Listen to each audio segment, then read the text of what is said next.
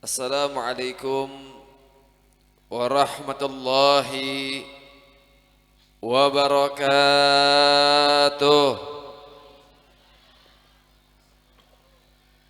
Bismillah walhamdulillah. Wassalatu wassalamu ala Rasulillah Sayyiduna Muhammad ibni Abdullah wa ala alihi wa sahbihi wa man wala. Rabbi israh li sadri wa yassir li amri wahlul 'uqdatam min lisani yafqahu qawli. Amma ba'd. Alhamdulillah, yang sama-sama kita muliakan, kita hormati, kita kagumi, kita cintai dari segenap para asatid, para alim ulama, para masyayikh, para tokoh-tokoh masyarakat, para muallim, para mudarris, para tuan-tuan guru yang begitu banyak ada di hadapan kita. Guru-guru kita semua kita doakan mudah-mudahan senantiasa dipanjangkan usianya oleh Allah fi sihah wal afiyah fi taatillah wa rasulah. Dan kita harap mudah-mudahan Allah jaga beliau dengan sebaik-baik penjagaan. Allah menangkan perjuangan beliau dan semoga Allah Subhanahu wa taala memberikan keridhaan kepada beliau dunia sampai akhirat. Dan juga tidak lupa kepada segenap hadirin hadirat, muslimin muslimat, mu'minin mu'minat, juga segenap para santri-santri yang ada dan keluarga besar. Dan pada tempat ini insyaallah mudah-mudahan semuanya yang punya hajat, hajatnya dikabulkan oleh Allah. Yang punya kesalahan diampuni oleh Allah. Yang punya usaha diberkahi oleh Allah. Yang menimba ilmu diberikan ilmu yang barakah dan manfaat. Amin ya rabbal alamin. Alhamdulillah, segala puji bagi Allah, Tuhan yang Maha Esa, yang Maha Tunggal, yang Maha Kuasa. Dan dialah Allah Subhanahu wa ta'ala, Zat yang Maha Pengasih lagi Maha Penyayang, yang memberikan kasih dan sayangnya kepada setiap hamba-hambanya yang mendekatkan diri mereka kepada Allah. Salawat teriring salam terus kita berikan dan curahkan kepada hadratir Rasul, imamuna wa qudwatuna wa sayyiduna Muhammad, Sayyiduna Muhammad, Sayyiduna Muhammad sallallahu alaihi wasallam bi afdali salawat wa ta'zim. Saudara yang dimuliakan oleh Allah Subhanahu wa taala, malam ini sama-sama kita berkumpul untuk meraih keridhaan Allah, untuk meningkatkan kualitas iman dan takwa kita kepada Allah Subhanahu wa taala, untuk mencari ilmu agama Allah Subhanahu wa taala, untuk menggapai keridhaan Allah Subhanahu wa taala. Gelar Rasul sallallahu alaihi wasallam, ad-dunya mal'unun wa mal'unun ma fiha. Dunia ini dikutuk oleh Allah, dilaknat oleh Allah, dibenci oleh Allah. Ad-dunya mal'un wa mal'un ma fiha. Illa dzikrullah. Kecuali orang yang gemar berzikir kepada Allah, mengingat Allah, mengkaji kalam Allah, mereka mendapatkan ridha dari Allah Subhanahu wa taala. Wa alimun, dan para ulama yang mereka mendedikasikan dirinya, jiwanya, raganya dia habiskan hanya untuk menjadi pelayan umat, untuk membimbing umat, untuk memberikan pendidikan kepada umat, menuntun umat tambah dekat dengan Allah Subhanahu wa taala.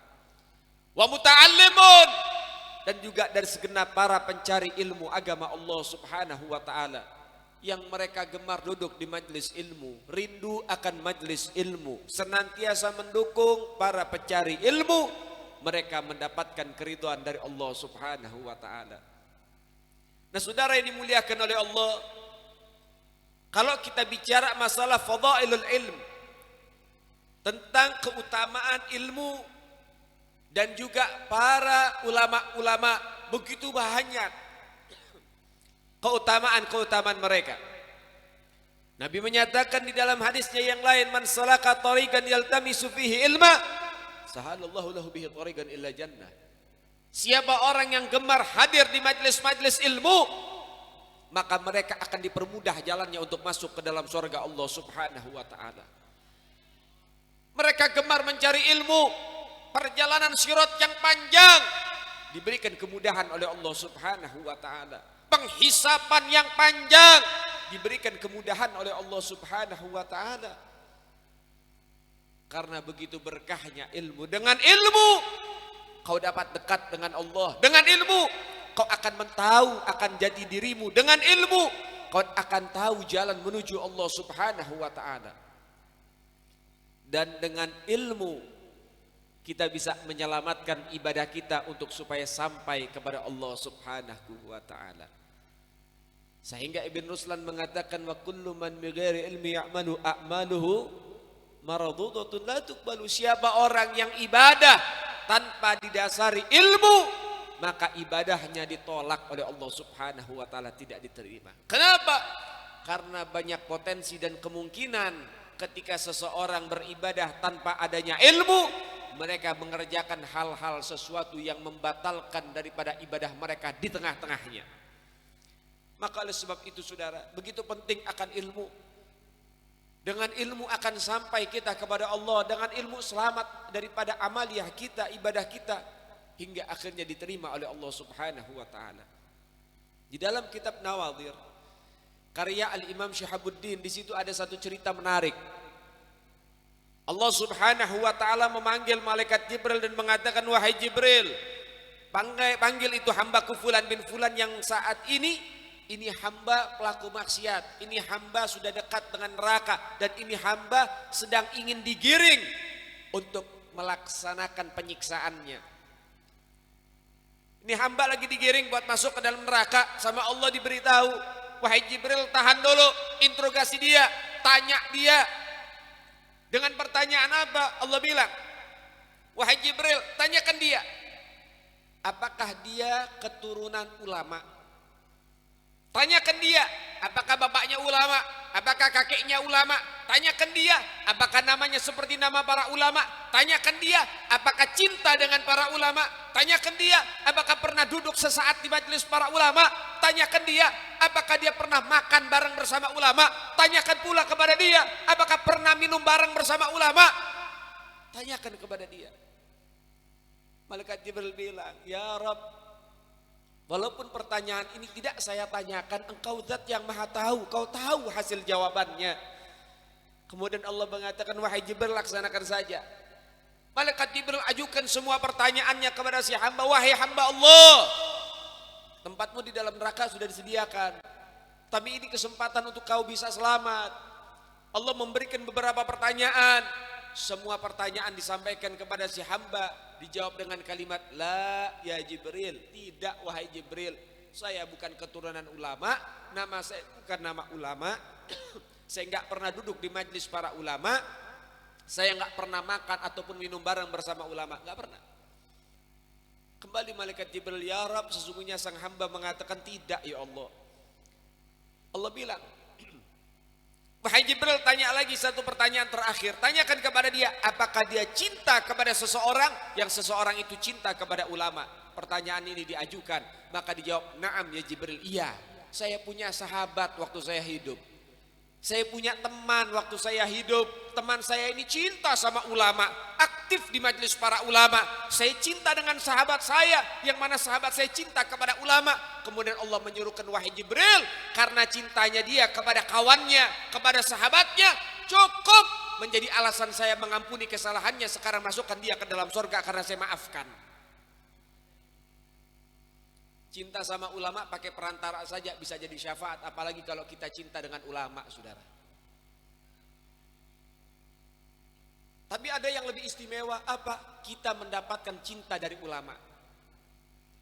Kalau kita mencintai ulama, biasa semua umat wajib cinta sama ulama. Tapi yang lebih hebat, kalau ulama itu cinta sama kita. Gimana caranya?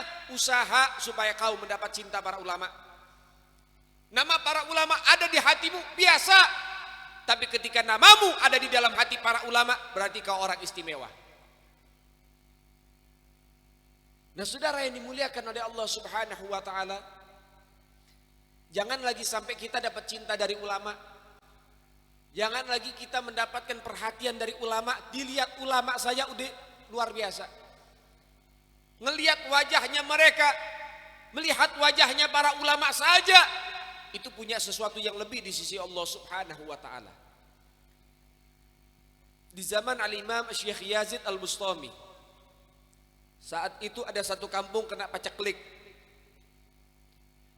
nggak turun hujan, bahkan banyak korban berjatuhan. Sampai dijalankan sholat istisqa, minta hujan beberapa kali, bukan hanya sekali. Sekampung sholat, dia undang ulama, dia sholat di situ dan lain sebagainya, nggak turun hujan. Dia undang lagi, nggak turun hujan. Ada pengemis lewat, kemudian pengemis bilang, wahai masyarakat, apa yang kau lakukan? Ya, kami sholat minta hujan sama Allah. Kemudian ini pengemis bilang, boleh nggak saya bantu, saya munajat sama Allah. Apa kata ini masyarakat, lah kamu ngapain bantu, kita aja sholat gak turun hujan. Kemudian pengemis ini merayu, ya apa salahnya saya coba. Kemudian akhirnya dipersilakan, ya silakan saja. Pengemis ini gak sholat, gak, cuma ngangkat tangan. Dan ini pengemis bilang, ya Rab, dengan kemuliaan kedua bola mataku maka turunkan hujan. Tangan belum kembali, hujan dengan derasnya sudah turun, saudara. Bingung masyarakat bisa demikian. Tanya masyarakat, wahai pengemis, ada apa dengan kedua bola matamu? Kita kalau tawasul sama aulia udah sering dengar, saudara. Kita tawasul sama Sunan Ampel, kita tawasul sama Syekhna Khalil, kita tawasul sama Habib Salim Jindan, itu sudah hal yang lumrah dan biasa. Tapi ini orang tawasul dengan anggota badan, saudara. Masya Allah. Kagum semua masyarakat. Ada apa dengan kedua bola matamu? Apa kata si pengemis? Pengemis ini mengatakan, baru saja kedua bola mataku memandang wajah Syekh Yazid Al-Bustami. Cuman mandang ulama, orang yang diridhoi oleh Allah. Matanya pun mendapatkan keberkahan dari Allah Subhanahu wa taala, saudara. Mendapatkan kedudukan di sisi Allah Subhanahu wa taala. Masya Allah, luar biasa. Kemudian ulama yang tadi memimpin sholat pun bicara. Apa yang dibicarakan? Hei pengemis, kau lihat Syekh Yazid Al-Bustami berapa kali? Sekali, baru tadi saya lihat. Apa kata si ulama? Saya tiap hari ngelihat dia, saya tetangga dia. Tapi kenapa saya sholat tidak diijabah oleh Allah Subhanahu wa ta'ala? Singkat jawab si pengemis. Apa kata dia? Maaf guru, maaf ulama, maaf ustadz. Cara pandang kita beda. Saya pandang Syekh Yazid Al-Bustami dengan penuh cinta dan mahabbah. Tapi kau pandang Syekh Yazid Al-Bustami dengan penuh iri, dengki, hasud, gigit. Cara pandangnya yang beda, saudara. Sama-sama mandang, tapi caranya yang berbeda, saudara. Jaga pandangan kita. Kita pandang guru-guru kita, mereka orang yang dekat dengan Allah Subhanahu wa ta'ala. Maka tanamkan kita pandang mereka dengan pandangan mahabbah. Lihat.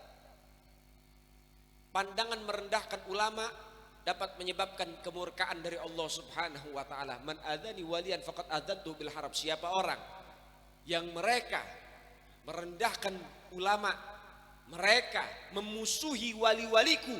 Wali di dalam dari hadis qudsi ini dikatakan al ulama, para ulama, yaitu apa? Wakil-wakilnya Allah yang menyebarkan daripada firman Allah, ilmu Allah, syariat Allah.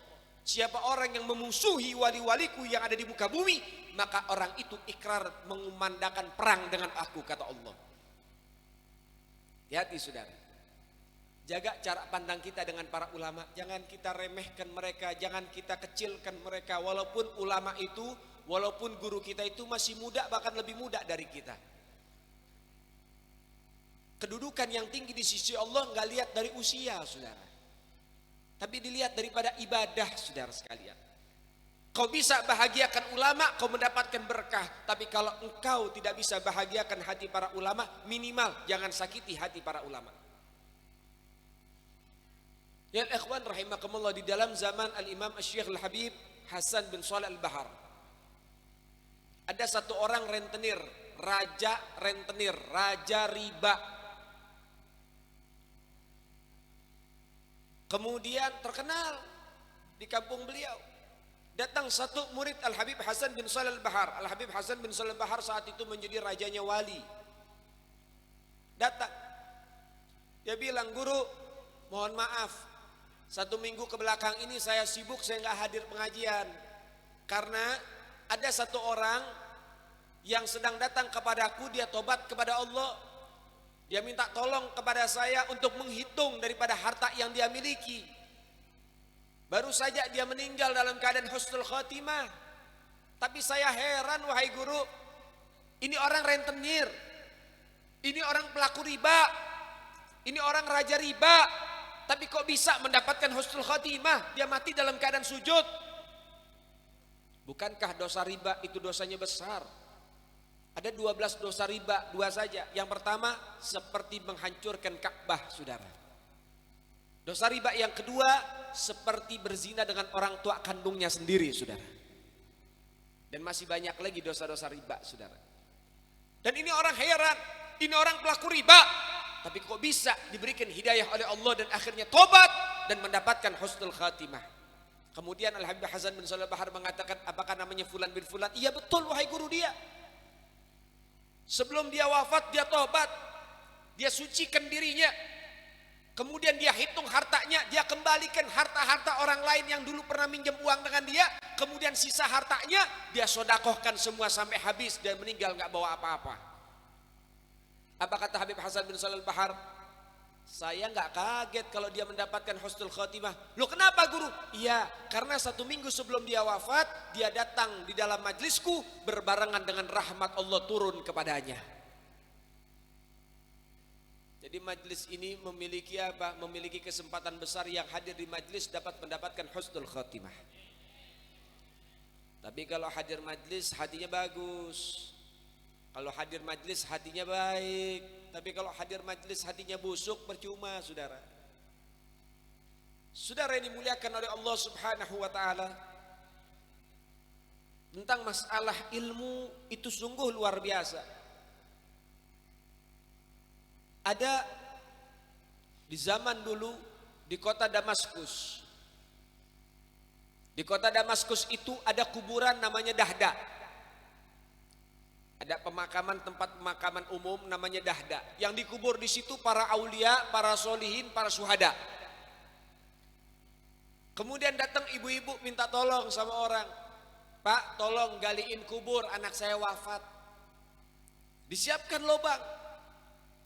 Kemudian gak lama datang rombongan. Tapi gak banyak, hanya kehitung jari orangnya. Kehitung jari. Sedikit yang bawa. Kemudian akhirnya dibantu sama si penggali kubur. Dibantu, diturunkan jenazah. Ketika jenazah diturunkan, maka makamnya berubah seperti padang pasir, seperti padang yang begitu bagus, kebun yang begitu bagus, yang begitu luas hamparannya. Kemudian datang kedua malaikat mengambil jenazah itu, kemudian terbang itu malaikat membawa jenazahnya. Itu kuburan, lubang kubur berubah jadi taman sorga Allah Subhanahu wa ta'ala. Gak kuat ini orang pingsan, saudara. Digotong keluar, disadarkan, selesai. Pengkuburan masih dilanjutkan, selesai, dia pulang. Dia bingung, dia bertanya-tanya, siapa ini yang meninggal, kok bisa mendapatkan kehebatan semacam itu, kemuliaan semacam itu. Selang beberapa lama datang lagi itu ibu, minta lagi, tolong buatin lagi lubang, anak saya satu lagi meninggal. Sudah dibikinkan lubang. Ketika sudah dibikinkan lubang, saudara, datang itu jenazah dengan ditemani hanya beberapa orang saja, segelintir orang. Dia bantuin lagi, dia turunkan itu jenazah. Kemudian Allah buka lagi hijabnya, berubah itu makam, itu liang lahat menjadi taman sorga.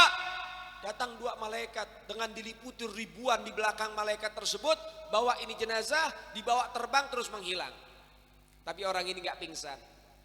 Selesai itu dia langsung naik ke atas, sampai di atas dikubur selesai, dia tanya sama si ibu, Bu, anak ibu ini siapa? Saya melihat hal yang semacam ini, diceritakan sama itu orang. Kemudian ibu ini bilang, Pak, anak saya yang pertama yang meninggal itu orang santri. Dia mondok di pesantren, kemudian kena sakit, dia meninggal. Allah Ta'ala kasih kemuliaan karena dia sebagai seorang santri, jihad di jalan Allah. Anak saya yang kedua bukan santri. Anak saya yang kedua itu tiap hari cari kayu bakar di hutan. Kayu itu kemudian dipotong dan dijual. Kemudian uangnya diberikan kepadaku sebagian dan diberikan kepada adiknya yang sedang belajar di pesantren untuk diberikan nafkah kepada adiknya. Allah Allah berikan kemuliaan dengan kemuliaan yang sama, saudara. Kakaknya walaupun bukan santri tapi membantu santri yang sedang berjuang mencari ilmu agama Allah, diberikan kemuliaan yang sama, saudara. Mandala alal khair kafa'ilihi, siapa orang yang menunjukkan kebaikan kepada orang lain, membantu kebaikan kepada orang lain, maka diberikan pahala yang serupa, saudara. Masya Allah. Menangis ini orang, lari ini orang kemana? Ada masjid namanya Masjid At-Taubah. Sampai di sana beliau ketemu sama Syekh Said Al-Burhani. Dia ceritakan, wahai guru, begini. Sekarang saya pengen ngaji. Kata Syekh Said Al-Burhani bilang, kemana saja kamu? Umurmu sekarang 60 tahun. Baru mau ngaji sekarang? Iya guru, karena saya mendapatkan hal yang semacam ini. Aku sekarang tahu bagaimana kemuliaan yang Allah berikan kepada orang yang sedang mencari ilmu agama Allah. Begitu luar biasa, saudara. Selepas itu, ini orang berjanji, mulai detik ini saya dan semua keturunan saya harus menjadi para pecinta ilmu, sehingga akhirnya beliau belajar sampai menjadi ulama besar, dan nama beliau adalah Syekh Abdurrahman Al-Haffar. Punya cucu namanya Syekh Abdul Razak Al-Haffar, dan anak laki, perempuan, istrinya dianya semua, sekeluarga sampai cucu, buyut dan lain sebagainya, semua menjadi ulama di kota Damaskus, saudara. Masya Allah, mudah-mudahan para santri dijadikan ilmu yang berkah dan manfaat, dijadikan orang yang berkah dan manfaat, dan mudah-mudahan ilmunya yang tasir, menyebar dan lain sebagainya. Amin ya Rabbal. Masya Allah, begitu luar biasa. Kita nggak bisa jadi santri, minimal bantuin santri yang sedang berjuang, kirimin makanan ke pondok-pondok, bawain beras ke pesantren-pesantren. Kenapa? Itu bisa menjadi salah satu jembatan kita mendapatkan syafaat dari baginda Nabi Muhammad. Nah, saudara yang dimuliakan oleh Allah Subhanahu wa taala, perlu disampaikan juga dalam kesempatan ini kepada segenap santri, semangat terus mencari ilmu agama Allah. Jangan berhenti dan jangan pernah merasa puas dengan apa yang sudah kau raih dan juga gapai. Terus gali ilmu agama Allah Subhanahu wa taala. Nah, saudara, Al-Imam Asy-Syaikh Abi Bakar bin Salim radhiyallahu taala anhu wa radhah, beliau mengatakan, man lam yujahid fil bidayah lam yusyahid fil nihayah. Siapa orang yang tidak bersungguh-sungguh di permulaannya, maka dia tidak akan pernah sampai di puncak kesuksesannya. Permulaan di dalam kehidupan kita adalah pondok pesantren. Kalau kau tak sungguh-sungguh di pesantren, maka selepas kau keluar dari pesantren itu nihayah. Keluar dari pesantren, kau gak bakal mendapatkan apa-apa. Kehidupan, permulaanmu. Kematian, puncaknya. Dalam kehidupan kau tidak menjadi orang yang baik, maka ketika kau mati kau tidak akan mendapatkan kesuksesan, yaitu husnul khotimah. Dunia permulaanmu, akhirat puncaknya. Di dunia kau main-main di hadapan Allah, jauh dari Allah, lalai kepada Allah. Jangan harap nanti di yaumil qiyamah di akhirat kau mendapatkan kemuliaan dari Allah. Maka oleh sebab itu jadikan permulaan-permulaan ini harus kita penuhi, kita jalani dengan penuh semangat dan tekad yang bulat, saudara. Dan saudara yang dimuliakan oleh Allah Subhanahu wa taala, keberkahan santri tidak terlepas dari akhlaknya yang luhur. Ilmu tinggi kalau akhlaknya bejat percuma. Apa beda dia dengan setan, saudara? Maka ilmu yang tinggi harus didampingi dengan akhlak yang luhur. Karena Nabi Muhammad sallallahu alaihi wasallam, beliau itu rajanya para ulama. Ilmunya nggak ada batas. Ketampanannya luar biasa, kehebatannya luar biasa, ibadahnya luar biasa, ilmunya luar biasa. Tapi Allah nggak puji semua itu, saudara. Yang dipuji oleh Allah akhlaknya yang luar biasa, saudara. Ilmu tinggi kalau nggak punya akhlak sama aja bohong. Tapi walaupun kita tidak punya ilmu tapi akhlak kita luhur, insya Allah semua bakal cinta sama kita. Nah, maka oleh sebab itu saudara yang dimuliakan oleh Allah Subhanahu wa taala, ayo sebagai santri wajib memiliki akhlak yang luhur. Ada daripada akhlak-akhlaknya para ulama kita. Al-Imam Qutbur Rabbani Asy-Syaikh Abdul Qadir Al-Jailani, beliau di masa mengabdi kepada Imam Muhammad, guru beliau Imam Muslim bin Hamad. Itu ketika beliau ngaji sama gurunya itu suka diusilin, suka dijailin, suka diuji sama gurunya. Dijorokin ke sungai di musim dingin sampai kedinginan, gurunya ketawa. Ya kalau bahasa anak zaman sekarang dibully, gurunya ketawa. Di depan teman-temannya dipermalukan Syekh Abdul Qadir Jailani. Tapi Syekh Abdul Qadir Jailani sedikit pun tidak ada benci kepada gurunya, saudara. Bahkan beliau ikut senang melihat gurunya senang. Gak kayak zaman sekarang, santri dipecut besok lapor polisi. Betul apa enggak? Betul apa enggak? Pantesan santri sekarang gak punya berkah, gak ada yang jadi. Coba lihat santri-santri dulu, bukan cuma dipecut sama gurunya, ditempeleng, diludahin sama gurunya, tetap akhlaknya baik, tetap semangatnya ada. Santri sekarang mah payah. Santri sekarang kebanyakan ngambek. Santri sekarang mah melempem. Ya pantas gak jadi-jadi. Masya Allah, kita lihat orang-orang dulu, mereka itu mentalnya kuat-kuat. Syekh Abdul Qadir Jailani dibully sama gurunya, tetap ridho. Yang penting gurunya ridho sama dia. Datang kawan-kawannya, guru tolong, kesian Abdul Qadir ini dijailin mulu, dibully mulu. Apa kata gurunya? Ketahuilah Abdul Qadir adalah murid yang paling saya cintai. Aku menjadikan hal demikian, saya uji dia, saya permalukan dia. Itu adalah cara saya untuk membantu dia menjadi seorang wali di hadapan Allah Subhanahu wa taala. Dan nanti akan datang satu waktu dia akan mengucapkan, semua para wali ada di bawah telapak kakiku. Dan akhirnya kejadian, Syekh Abdul Qadir Jailani menjadi qutbur rabbani, saudara. Ternyata apa? Kesuksesan yang diraih oleh Syekh Abdul Qadir Jailani gak terlepas daripada apa? Ujian yang gurunya berikan kepada dia. Kemudian Al-Habib Abdullah. Al-Habib Abdullah ini punya murid namanya Abdullah juga. Al-Habib Abdullah bin Tahir punya murid namanya Habib Abdullah bin Umar bin Yahya. Habib Abdullah bilang, "Hei Abdullah bin Umar, saya nanti ke rumah kamu." Datang ke rumah Habib Abdullah bin Umar. Abdullah bin Umar punya sendal enggak? Saya pengen ke kamar mandi. Dikasih sendal yang terbaik. Mungkin kalau kita guru datang ke rumah Anda, ke rumah kita, guru bilang, ada sendal enggak? Saya pengen ke kamar mandi. Mungkin Anda pilihkan sendal jepit yang paling jelek kali. Tapi kalau Al-Habib Abdullah bin Umar bin Yahya enggak, sendal yang terbaik yang dia punya dikasih sama gurunya untuk ke kamar mandi. Dipakai sama gurunya. Setelah selesai dipakai oleh gurunya, itu sendal basah. Apa yang dilakukan Habib Abdullah bin Umar bin Yahya? Dia ambil itu sendal, dia usapkan air yang bekas menempel di kaki gurunya ke wajahnya, dia cium itu sendal, dia masukkan ke plastik, dia simpan di atas di dalam lemarinya, dia jadikan jimat seumur hidup. Gak pernah dia sentuh itu daripada sendal, gak pernah dia pakai itu sendal, dijadikan jimat sama Al-Habib Abdullah bin Umar bin Yahya.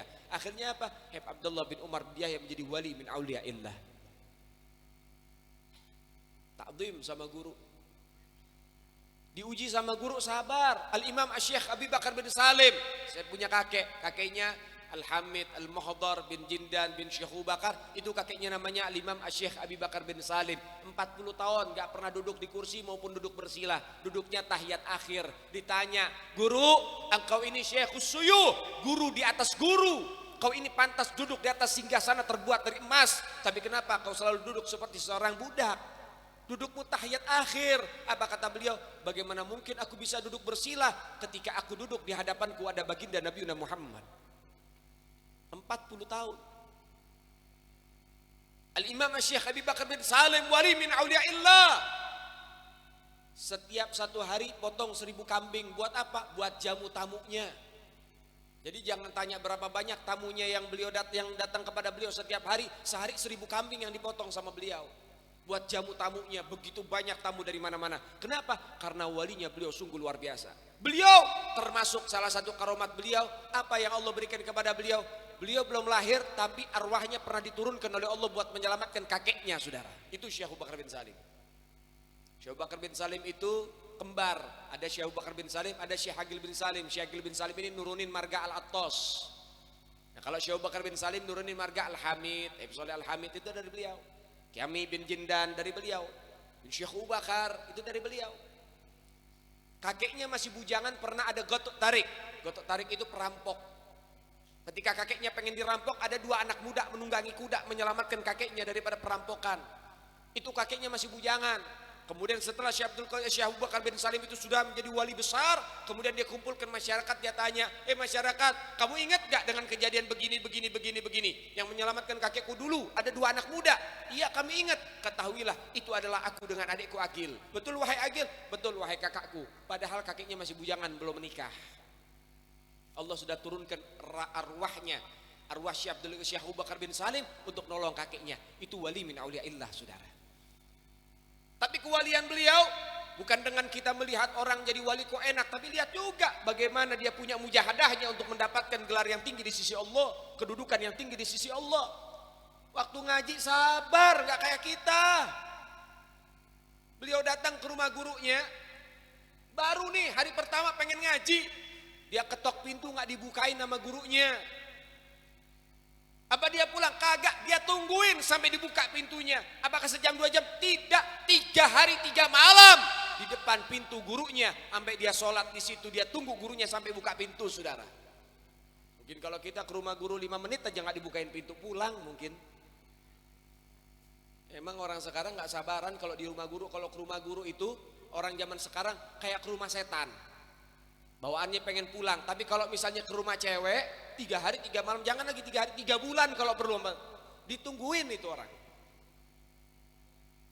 Akhir zaman. Orang dulu kalau nggak ketemu gurunya sehari rindu, pengen ketemu terus tiap hari. Orang sekarang kagak, ketemu guru ngumpet. Orang dulu itu selalu menawarkan, apa guru yang bisa saya bantu, apa yang bisa saya berikan. Itu orang dulu. Orang sekarang mah kagak, takut dimintain sama gurunya. Ya pantas gak punya berkah kita. Guru dimusuhin. Pikiran orang zaman sekarang guru cuma nyusahin. Guru gak butuh sama murid, tapi murid yang butuh sama guru, saudara. Itu Imam Syekh Abu Bakar bin Salim, dia tungguin. Akhirnya apa? Gurunya buka pintu, dia bilang, wahai Syekh Abu Bakar bin Salim, kamu pulang, kamu lulus.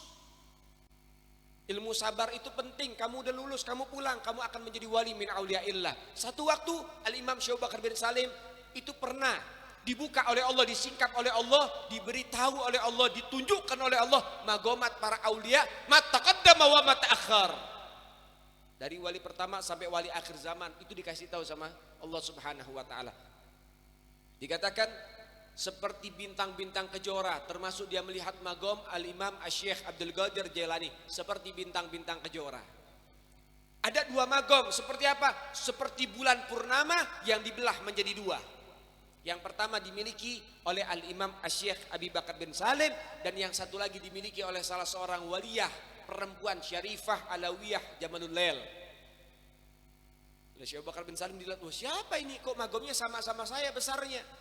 Dicari, Syarifah Alawiyah, dinikahkanlah oleh Syekh Abu Bakar bin Salim, dan akhirnya magom perempuan itu pindah kepada Syekh Abu Bakar bin Salim. Satu waktu dilihat lagi oleh Allah, magomnya seperti bulan sempurna.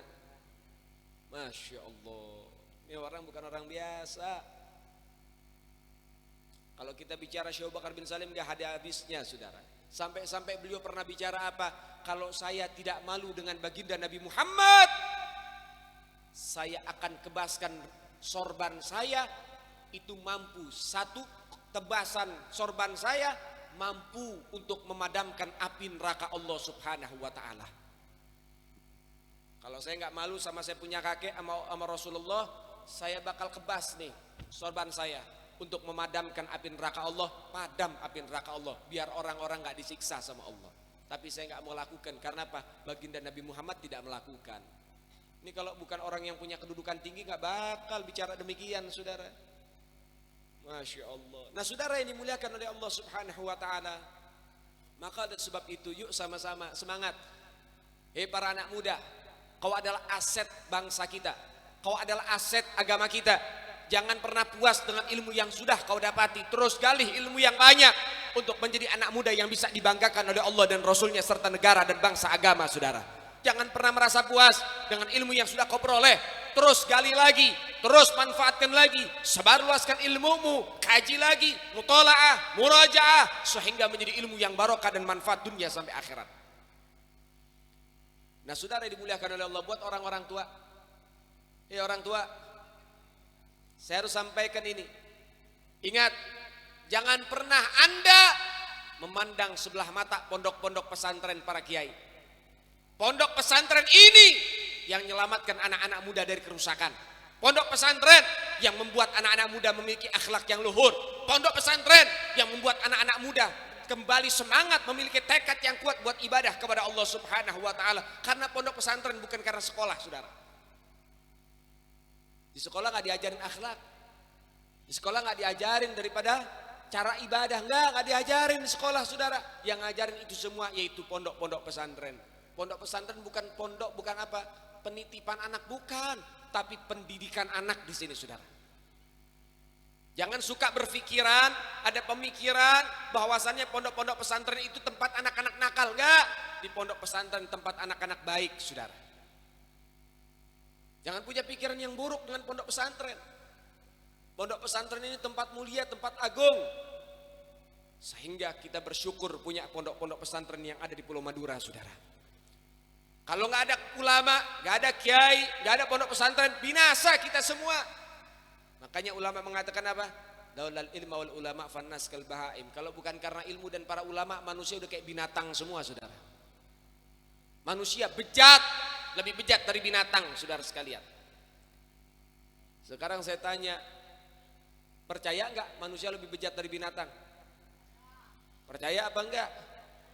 Percaya apa enggak? Betul percaya? Baik, yang belum percaya saya kasih tahu data faktanya. Yang percaya biar tambah tahu, dengerin baik-baik. Bu, dengarkan baik-baik. Ini fakta, ini data, ini nyata. Kejadian di Malang, Jawa Timur. Seorang anak membakar hidup-hidup ibu kandungnya sampai mati. Tahu karena apa? Karena sang anak minta uang 10.000 sama ibunya buat beli miras oplosan. Ibunya nggak mau ngasih, dibakar anaknya, dibakar ibunya sampai mati, Saudara. Di daerah Sulawesi, tepatnya daerah Goa, seorang anak menggorok leher bapak kandungnya sampai mati bersimbah darah karena bapaknya tidak izinkan anaknya keluar bersama kawan-kawannya buat pesta miras di luar, Saudara. Dibunuh orang tuanya. Ada anak kecil namanya Yuyun, usia 10 tahun, diperkosa oleh 14 anak SMP di bawah pengaruh minuman keras. 8 anak SMP pertama, Yuyun masih bernafas. 6 anak SMP terakhir yang memperkosa Yuyun, Yuyun sudah menjadi mayat manusia, Saudara. Artinya 6 anak SMP memperkosa bangkai mayat manusia, Saudara. Ini semua kejadian sekitar 4 tahun yang lalu kejadiannya, Saudara. Di daerah Purwakarta, Jawa Barat, seorang anak mengkampak kepala bapak kandungnya sampai mati. Kenapa? Karena bapaknya nggak mampu membelikan HP baru buat si anak, Saudara. Di daerah Tangerang, Karyawati, namanya Indah, diperkosa oleh 3 orang yang di bawah pengaruh minuman keras. Ketika Indah melawan, rontak, salah satunya mengambil cangkul dan dicangkul leher Indah sampai hampir putus, Saudara. Gak sampai di sana, batang cangkulnya dimasukkan ke kemaluan Indah sampai merobek jantung dan parunya, tewas mengenaskan, Saudara. Innalillahi wa inna ilaihi. Dan saya pastikan semua pelaku itu bukan dari kalangan anak pondok pesantren, bukan dari kalangan anak majelis, bukan dari kalangan orang yang dekat dengan ulama. Semua pelakunya dari orang-orang yang jauh dari ilmu, jauh dari agama, jauh daripada Allah Subhanahu wa ta'ala. Kalau dia dekat dengan ulama, dia gak bakal melakukan hal keji macam itu, Saudara. Kalau dia dekat dengan ilmu dan syariat dan juga Allah, dia pasti takut berbuat semacam itu, Saudara. Tapi nyatanya kelalaian orang tua akhirnya membuat si anak mulai tidak memiliki kendali dan akhirnya anak itu rusak dengan sendirinya. Na'udzubillah, tsumma na'udzubillah. Ya orang tua, terus aja, jauhin anakmu dari pondok, jauhin anakmu dari majelis, jauhin anakmu dari perjuangan Islam, jauhkan anakmu dari syariat, jauhkan anakmu dari ulama. Tapi nanti datang satu waktu anakmu yang akan menghabisi nyawamu di tengah jalan, Saudara. Hati-hati. Maka sebelum datang waktu itu, cepat-cepat bertobat kepada Allah, mulai dekatkan. Jangan kita hanya berpikiran gimana caranya anak kita punya gelar sarjana. Gimana caranya anak kita punya gelar daripada doktor dan lain sebagainya. Oh, jadi sarjana hukum, jadi sarjana ekonomi, jadi sarjana ini, sarjana itu dan lain sebagainya. Tapi Anda tidak memiliki pondasi yang kuat, yaitu syariat agama Allah Subhanahu wa taala, sehingga anakmu akan menjadi anak-anak yang berandalan, Saudara. Ente kira koruptor orang bodoh? Enggak, orang berpendidikan itu. Titelnya banyak, sarjana dia, tapi karena dia nggak punya asas, dia tidak menjadikan ilmu agama sebagai pondasi kehidupan dia, maka dia nggak punya sifat khauf lillah, takut kepada Allah. Jadi sarjana hukum menjadi tukang tipu, Saudara. Yang benar jadi salah, yang salah jadi benar di tangan dia. Yang penting apa? Komisinya cocok, Saudara. Jadi sarjana ekonomi, dia pandai memainkan daripada angka-angka supaya dia bisa korupsi sendiri, Saudara. Innalillahi wa inna ilaihi. Berarti Beb, anak-anak kita nggak boleh jadi sarjana, nggak boleh kuliah. Siapa bilang? Orang Islam harus pintar, orang Islam harus cerdas, orang Islam harus berpendidikan tinggi. Boleh, harus, wajib punya pendidikan yang luhur dan tinggi. Ambil kau kuliah, ambil fakultas, ambil pelajaran-pelajaran tambahan, nggak ada masalah. Tapi satu, jangan lupakan ilmu syariat, jangan lupakan ilmu agama, karena ilmu agama itulah yang menjadi rem pakem dalam kehidupan seorang manusia, Saudara. Dia jadi sarjana hukum, dia bakal bela ulama-ulama yang sedang didolimi, Saudara. Dia jadi sarjana ekonomi, dia bantu zakat-zakat untuk disalurkan secara baik, Saudara sekalian. Akhirnya itu anak menjadi orang yang manfaat dunia sampai akhirat, Saudara. Kira-kira kalau orang Islam ilmu agamanya bagus, ilmu syariatnya bagus, ilmu pendidikannya juga bagus, bagus gak, Saudara? Mulia gak? Luhur gak? Bangga gak? Bangga. Orang Islam gak boleh bodoh, orang Islam harus pintar. Kalau kita bodoh, kita dibodohin, Saudara. Gak boleh. Kita harus jadi orang yang pintar. Dengan kepintaran itu, dengan keahlian yang kita punya, kau harus menjadi pelayan agama. Kau harus ngabdi kepada agama. Saya punya ilmu hukum, bantu para ulama kita, bantu para pejuang kita, bantu para aktivis kita. Masuk di DPR, masuk di MPR, harus punya jabatan, gak ada masalah. Anda masuk dari RT sampai presiden, calonkan diri, tidak ada masalah. Yang penting satu, niatnya apa? Untuk menegakkan Islam supaya menjadi lebih baik di negara kita, Saudara. Jadi gak ada masalah, bagus. Emang gak boleh orang Islam itu berpolitik? Boleh. Emang tidak boleh orang Islam masuk di dalam DPR MPR? Boleh. Dengan adanya engkau, hadirnya engkau sebagai seorang muslim yang taat, memiliki asas yang kuat dengan pendidikan agama, mendapatkan ilmu-ilmu intelektual yang tinggi, kau bela agamamu, kau perjuangkan agamamu, kau jadilah pejuang-pejuang Allah Subhanahu wa taala dimanapun tempatmu duduk, sehingga kau menjadi garda terdepan untuk membela bangsa dan negara serta agama, Saudara. Kalau bukan orang Islam yang hadir di dalamnya, diisi sama orang dolim. Kalau bukan kita yang duduk, maka diisi oleh orang-orang yang jahat, Saudara. Maka oleh sebab itu pantaskan diri kita. Kalau kita nggak pantas di situ, cari tempat yang pantas. Kita nggak mampu, cari tempat yang kita mampu. Sehingga insya Allah, Allah bakal ridhoin. Allah akan kasih kita manfaat dunia sampai akhirat, Saudara. Ya ikhwan rahimakumullah, maka oleh sebab itu yuk sama-sama, ini di akhir zaman, kita di akhir zaman. Ayo sama-sama kita semua pasang niat yang kuat jadi orang yang lebih baik lagi, Pak, Bu. Sudah cukup. Kita sudah mulai banyak membuat anak-anak kita lalai dengan agama. Sekarang waktunya kita dekatkan dengan agama, Saudara. Jangan bangga kalau anaknya bisa nyanyi, jangan. Jangan bangga kalau anakmu bisa membuat puisi, jangan. Jangan bangga anakmu bisa memainkan alat musik dengan piawai, jangan. Tapi banggalah ketika anakmu dengan syahdu, mereka semua membaca firman ilahi Rabbi. Bangga anakmu ketika bisa menjelaskan akan syariat-syariat agama Allah di tengah-tengah masyarakat. Bangga dengan anakmu ketika mereka bisa melantunkan sholawat dengan indah, dengan dzoknya yang dari dalam, daripada hatinya, dari lubuk hatinya, dia keluarkan sholawat pujian kepada baginda Nabi Muhammad. Itu yang bisa dibanggakan dunia sampai akhirat, Saudara. Bisa main gitar, dibanggain. Oh, anak saya bisa main gitar, bisa main drum. Oh, anak saya bisa punya bisnis ini, anak saya bisa ini. Dunia nggak pantas untuk dibanggakan, tapi akhirat yang pantas untuk dibanggakan. Ya anak muda, jadilah kebanggaan orang tuamu, Jadilah kebanggaan Allah sebagai Tuhanmu. Jadilah kebanggaan Rasulullah Sallallahu Alaihi Wasallam sebagai nabimu. Kalau kau bangga dengan itu semua, kau bangga dengan identitasmu, kau bangga dengan keislamanmu, maka hidupmu berkah dunia sampai akhirat. Bangga, harus bangga sama keislaman kita, bangga sama identitas kita. Lihat orang-orang kafir, dia bangga dengan identitas mereka. Tapi kenapa kita orang Islam gak bangga dengan identitas kita? Ngakunya Islam, pakai sarung malu, saudara. Ngakunya muslimah, pakai jilbab malu, pakai syar'i malu. Bilangnya gak kekinian.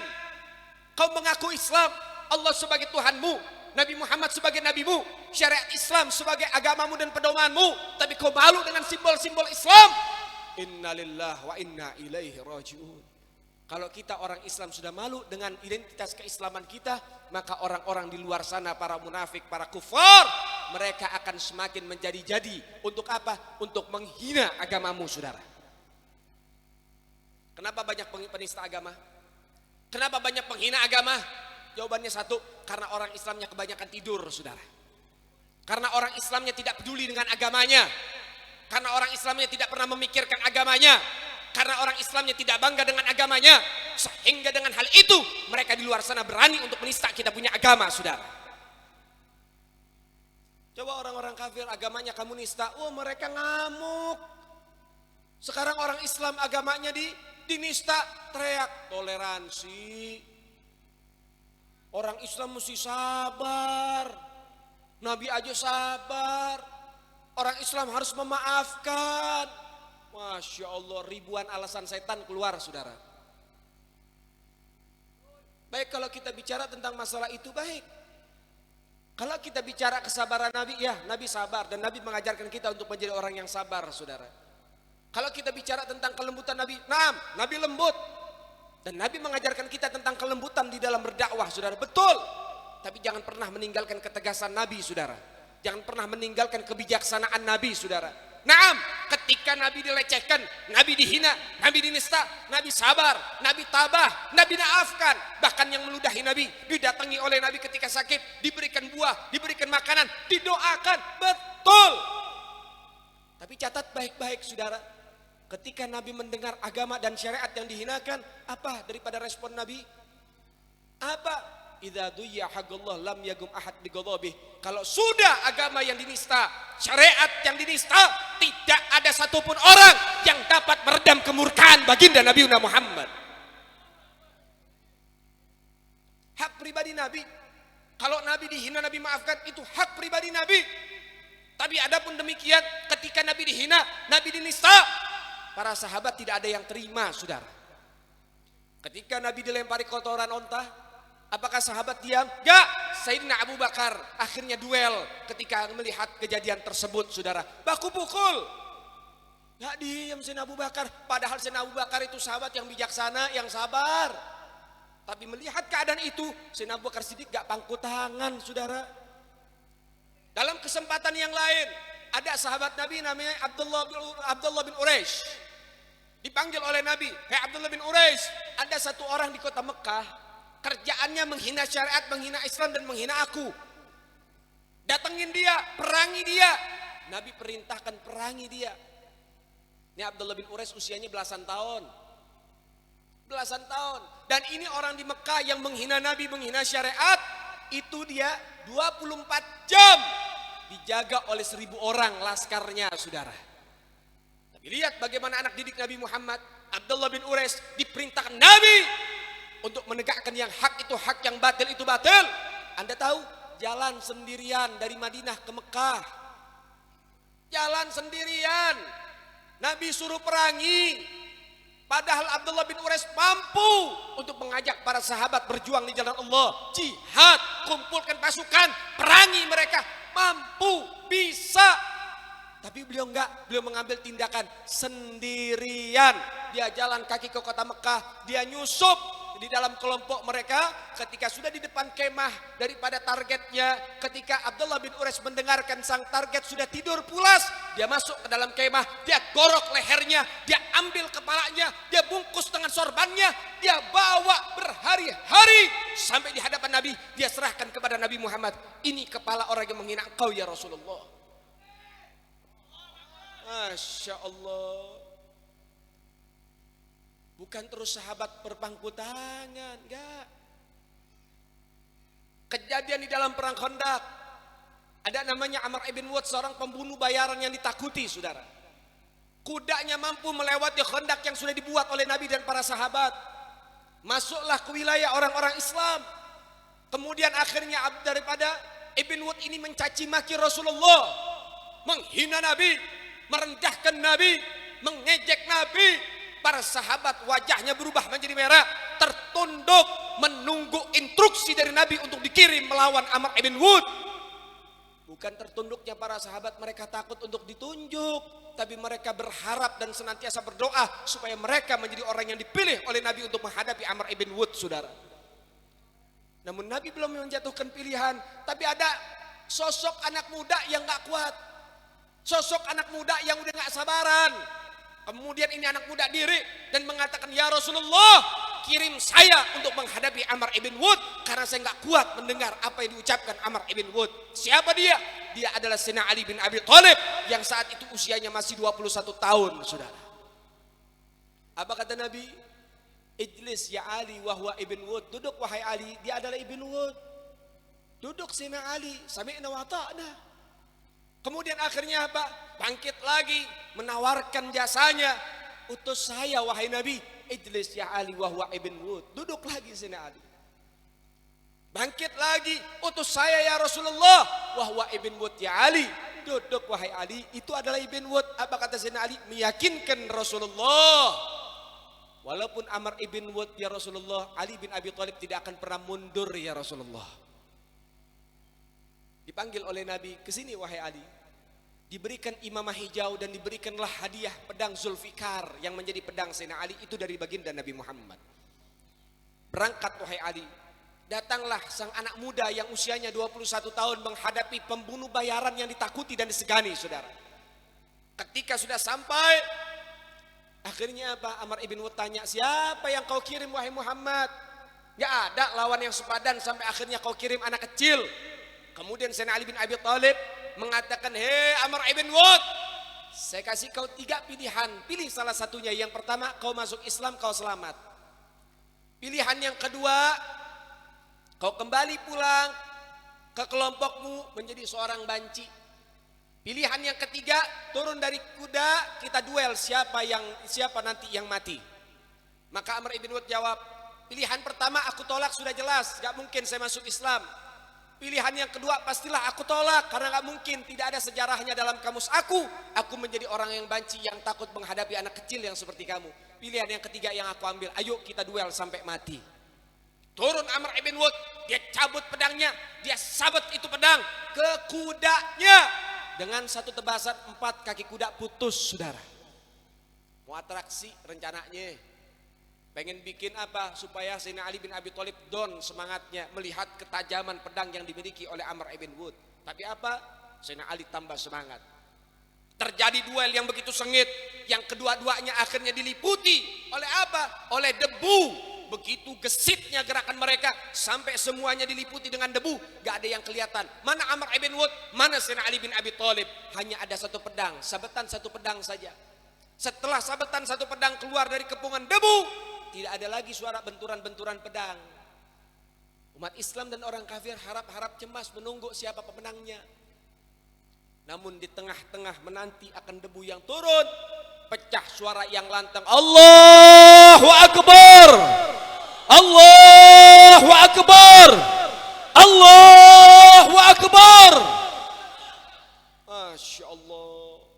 Bertakbir para sahabat mendengar daripada takbir Sayyidina Ali bin Abi Thalib menunjukkan bahwasannya kemenangan diterima oleh Sayyidina Ali bin Abi Thalib. Reda itu debu. Sayyidina Ali bin Abi Thalib memasukkan daripada pedang ke sarungnya. Kemudian Amr ibn Wud, dia bilang dengan suara yang lirih dan rendah, segitu saja kemampuanmu wahai Ali. Apa kata Sayyidina Ali? Kau melangkah satu langkah kau akan kenal dengan Ali bin Abi Thalib. Maka melangkah Amr ibn Wud, tubuhnya terbelah menjadi 2, saudara. Kalau Amr ibn Wud satu tebasan bisa memotong 4 kaki kuda, tapi kalau Sayyidina Ali dengan satu tebasan orang kebelah 2 masih bisa bicara, saudara. Masya Allah. Sallu ala Muhammad. Sallu ala Muhammad. Ini baru anak didik baginda Nabi Muhammad. Gak terima nabinya dihina, nabinya dinista. Masya Allah, begitulah sifat para pejuang, saudara. Mereka punya mental yang begitu luar biasa. Belum lagi kedua anak kecil yang usianya 13 tahun dan juga 14 tahun, adik kakak. Ketika dalam peperangan Badar, ini sang adik dan sang kakak tanya sama Abdurrahman bin Auf, "Wahai Abdurrahman bin Auf, mana yang namanya Abu Jahal? Saya sering dengar Abu Jahal ini suka caci maki Nabi, yang mana orangnya?"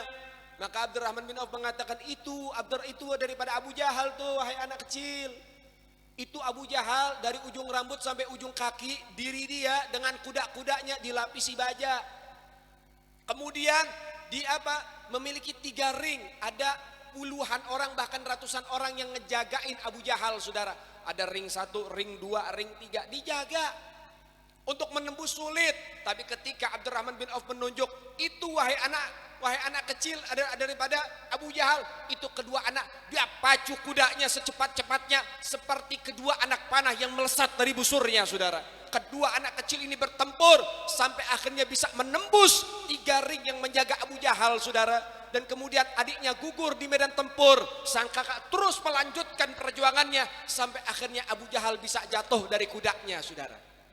Tapi sayang, salah satu tangan si anak itu terkena tebasan pedang, akhirnya tangannya putus. Ketika tangannya putus, masih ada kulit-kulit yang nyangkut, jadi nggak putus semua. Apa yang dilakukan anak kecil ini?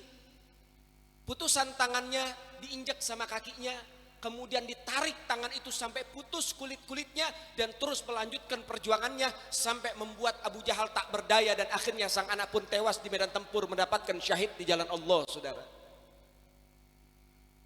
Anak didik baginda Nabi Muhammad. Belum lagi Nusaybah binti Ka'ab, seorang wanita soleha yang ketika itu mendengar seruan jihad, dia bangunin suaminya yang tidur. "Pak, ayo bangun. Suamiku, wahai bangun, ada seruan jihad." Apa kata sang suami? "Sungguh aku sedih." "Kenapa?" Kata Nusaybah, "Kenapa wahai suamiku?" "Aku sedih, kenapa yang mendengar seruan jihad bukan aku orang yang pertama kali, tetapi engkau wahai istriku." Begitu semangatnya, kemudian bersiap ini suami lanjut dalam peperangan. Apa yang terjadi? Mursil datang, utusan dari Nabi. "Hei Nusaybah, suamimu gugur di medan tempur." Punya anak, usianya 14 sampai 15 tahun. Sang kakak bilang, "Bu, jangan sedih, kirim saya ke medan tempur." Sama ibunya diberikan baju besinya, diberikan anak panahnya, diberikan pedangnya, diberikan busurnya. Berangkat sang anak sampai di medan tempur, sang anak berjuang dan akhirnya mendapatkan syahid di jalan Allah seperti ayahnya. Sisa anaknya yang kecil bersedih Nusaybah, karena bagaimana lagi cara membantu Nabi. Maka sang anak yang kecil mengajukan diri, "Wahai ibu, utus saya ke medan tempur." Apa kata Nusaybah? "Jangan sekarang wahai anakku, kau belum cukup umur, takutnya kau kesana nyusahin orang." Apa kata sang anak? "Bu, ayahku pejuang dan kakakku pejuang, maka aku juga adalah seorang pejuang. Utus saya ke medan tempur." Maka sang anak diutus ke medan tempur, maka anaknya yang kecil Nusaybah ini sudah berhasil menjatuhkan puluhan musuh di tangannya, saudara. Tapi sang anak pun gugur di medan tempur, saudara. Bingung Nusaybah. Kemudian akhirnya Nusaybah mengatakan, "Bolehkah seorang wanita ikut berperang bersama Nabi Muhammad?" Maka kemudian Nusaybah mengambil kudanya, mempersiapkan daripada semua kegiatan, daripada peralatannya, dan ikut dalam perjuangan, saudara. Tercatat Nusaybah ikut perang Yamamah, ikut perang Khaybar, ikut perang Uhud, ikut membantu baginda Nabi Muhammad. Ikut bantu. Dalam perang Uhud beliau mendapatkan luka yang parah, ada 17 daripada luka di tubuhnya. Dan akhirnya di dalam perang yang lain pun sempat tangannya terputus. Dalam perang Yamamah tangannya putus ditebas musuh, saudara. Namun di tangan Nusaybah sudah puluhan bahkan ratusan musuh yang jatuh, saudara. Dan akhirnya pun Nusaybah mendapatkan syahid di jalan Allah Subhanahu wa ta'ala. Begitulah mereka para pecinta baginda Nabi Muhammad. Maka mudah-mudahan kita semua jadi orang-orang yang cinta sama Rasulullah. Cinta sama Nabi Muhammad di zaman ini gampang, gak perlu kita ngangkat pedang, gak perlu kita apa-apa. Cukup apa? Cukup galih ilmu Rasulullah, sebarin, sudah segitu saja. Galih ilmu Nabi, sebarkan, dakwah keliling kamu. Itu cara mencintai baginda Nabi Muhammad. Ketika ilmu Nabi Muhammad sudah kita sebar, insya Allah gak ada yang berani melecehkan dan meledek serta menghina baginda Nabi Muhammad.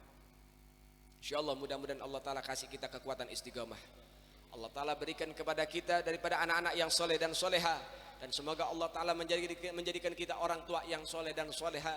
Kita doakan guru-guru kita mudah-mudahan diberkahi oleh Allah Subhanahu wa Ta'ala.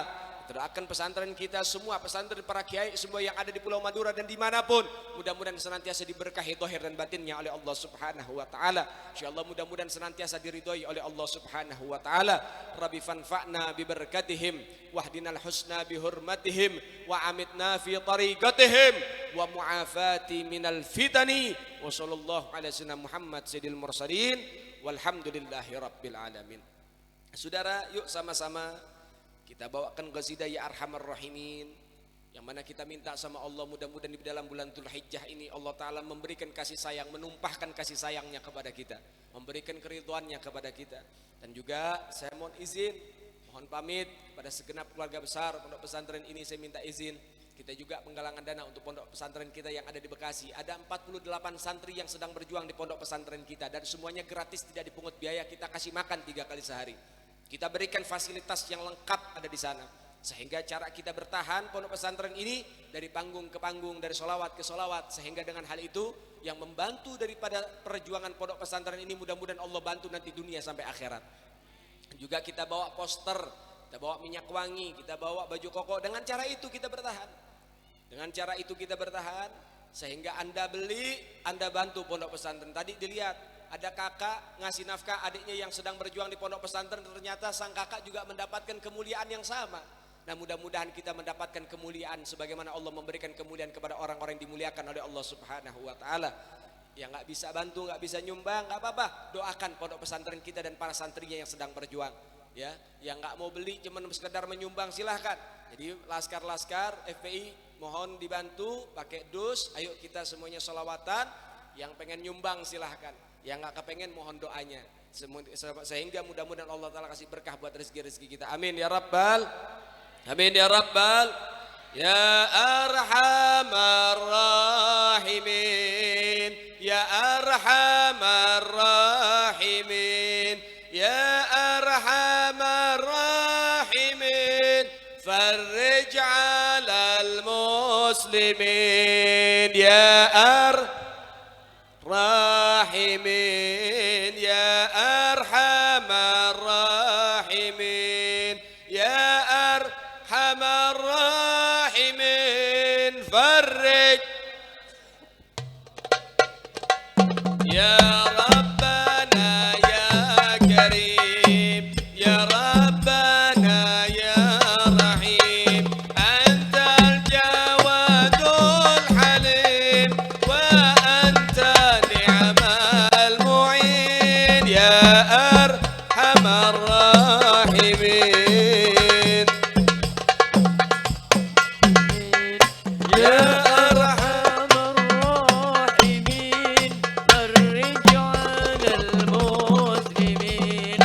وليس نرجو سواك، صدرك إلهي دراك قبل الفنا والحناك.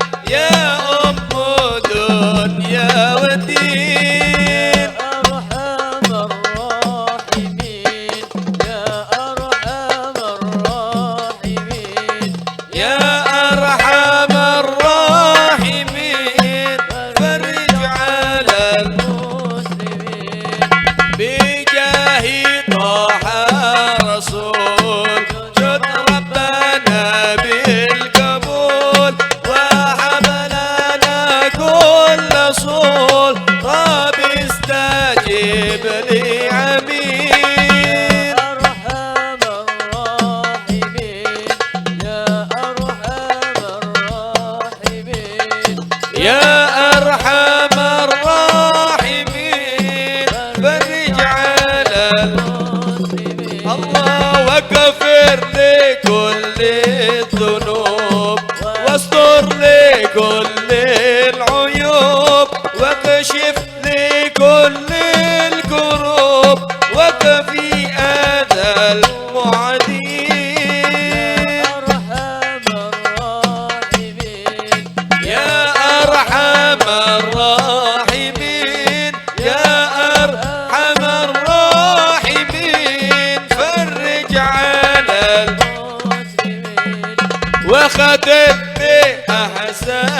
الكتاب إذا دنا الانشراب وحان حين الإمام وزاد رصح الجبين أرحم الراحمين يا أرحم الراحمين الله يا أرحم الراحمين فرج على المسلمين ثم صلح وسلام على شافع الأنام والآل نعم الكرام وصحبه والتابعين يا أرحم الراحمين يا أرحم الراحمين يا أرحم الراحمين فرج على المسلمين صلوا على محمد صلوا عليه صلوا على محمد اللهم صل عليه صلوا على محمد اللهم صل وسلم وبارك عليه وعلى آله هذا مني ألف منكم السلام عليكم ورحمة الله وبركاته Waalaikumsalam warahmatullahi Waalaikumsalam warahmatullahi wabarakatuh. Terima kasih kami sampaikan. Demikianlah Mau'idatul Hasanah yang terakhir yang disampaikan langsung oleh Hadratul Syarif Habibana Al-Habib Ali bin Abdul Aziz bin Jindan. Semoga dan mudah-mudahan lewat apa yang beliau sampaikan menjadi sebuah wasilah pancaran cahaya hidayah dari Allah Subhanahu wa taala, bahkan menjadi dorongan bagi hati sanubari kita agar selalu istiqomah menjaga dan mencintai ulama. Amin amin ya mujibus sailin. Namun sebelum kami tutup acara berkesempatan malam hari ini, kami lanjut dengan santunan anak yatim. Namun sebelumnya